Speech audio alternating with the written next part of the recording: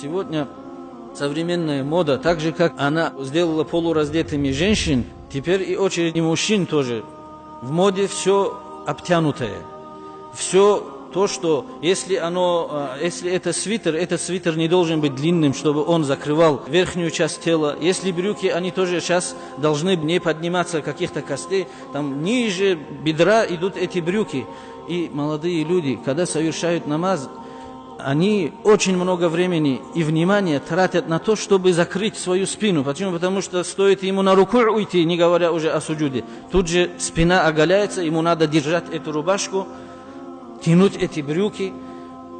И эта одежда, дорогие братья, которая чрезмерно прилегает на мужчину, она также запрещена.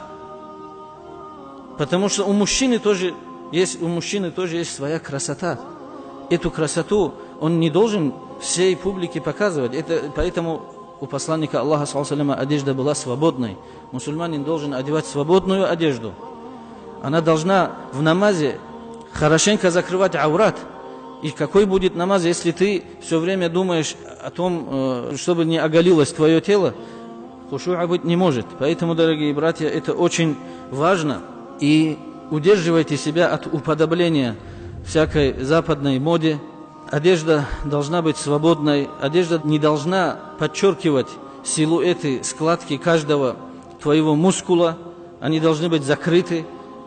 Супруги, пожалуйста, показывай посторонним женщинам вот эти современные джинсы, современная одежда, которая все как бы выделяет, она также крайне противоречит нормам и принципам ислама.